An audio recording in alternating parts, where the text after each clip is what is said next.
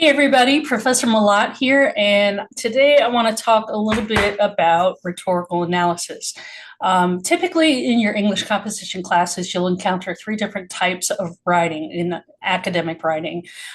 Usually you'll be exposed to some kind of narrative writing, either in the form of a personal narrative, writing about yourself, or a literacy narrative, which is a form of personal narrative where you talk about your development as a reader and a writer or a literate person. You are also exposed to research writing. And of course, research writing makes up the greater percentage of academic writing, right? We're not writing a lot of personal stuff. We're typically writing essays in various classes, not just your English classes, where you're called upon to research and present your findings, whether you're in science or the humanities. You will have to do this type of writing in several different types of classes that you take throughout your college career. Of course, research writing is something that transfers into your work lives, your everyday lives. Learning how to evaluate sources is a key component of research writing, making sure that your sources are actually trustworthy, right? Credible sources. So we do a lot of things on source evaluation, making sure that we know how to cite correctly and give proper credit when credit is due, right? And of course, that all ties into learning about plagiarism and learning about AI use and what's acceptable and what isn't. So source evaluation is a big deal, right? Learning how to find out that which sources are credible, which sources you can trust. And of course, what ties into that is rhetorical analysis, right? And rhetorical analysis, in my opinion, is probably the most valuable skill you will come away from your English classes with. You will start learning how to evaluate critically. And you will start to learn how people use words, images, and sounds to persuade a particular audience. So there was a reading, and I will post the link in the description.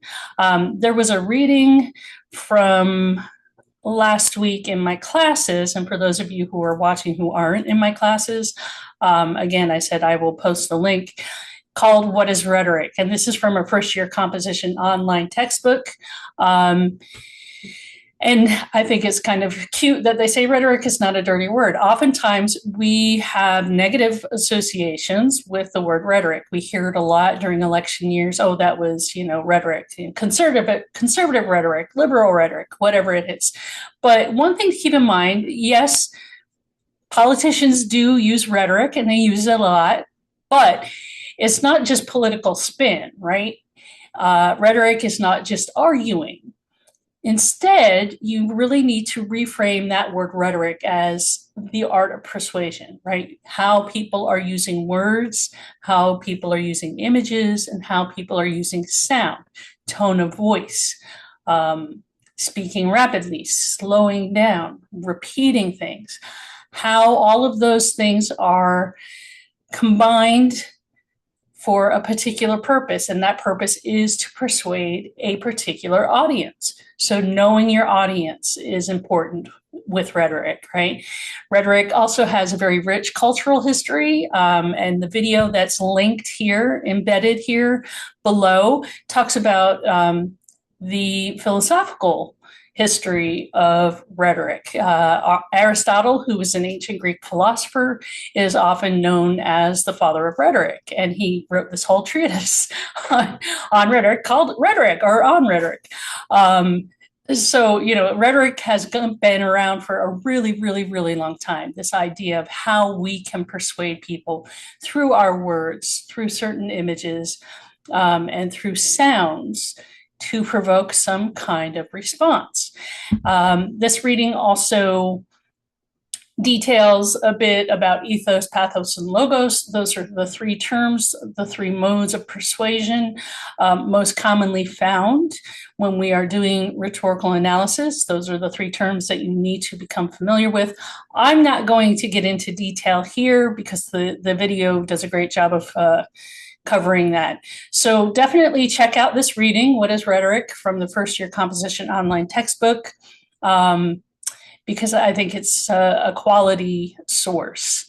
So those of you who are in my classes, we got a little bit of a start on rhetorical analysis last week, kind of learning the backgrounds of it. So if you didn't have that reading from last week, please make sure that you read at least What is Rhetoric and take a look at least one of the videos from week 8. Here in week 9, we're diving a little further. We're focusing more on stylistic devices and oral delivery. And you are actually going to be preparing to compare and contrast via rhetorical analysis two different modes of communication. So we have, and we're focusing on Martin Luther King Jr.'s I Have a Dream speech from the early 1960s.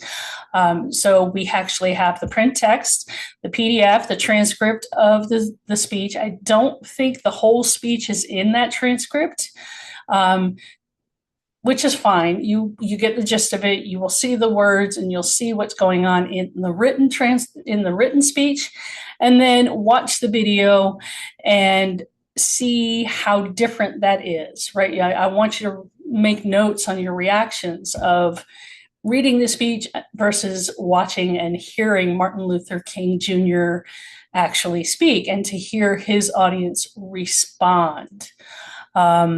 So I think this speech is an excellent piece to analyze rhetorically, and you will have a thesis and outline that's due on the weekend.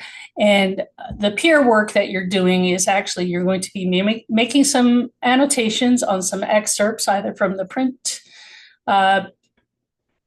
speech, the transcript. Words are not coming to me easily, as well as a video, and provide your own personal insights and respond to one another, kind of bouncing ideas off of one another in preparation for writing the rhetorical analysis that's coming in the following week. There is another resource if you're interested. It has several videos. It's a page that has examples of pathos, ethos, pathos, and logos in advertising. So here you get to see how advertisers use either one, two, or all modes of rhetorical appeals, right? Ethos, pathos, and logos. So you can take a look at that if you want to.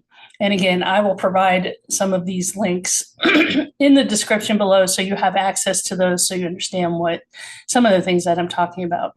Again, if you have any questions, feel free to post questions to me. I will respond to you as quickly as I possibly can. And take care. Thanks.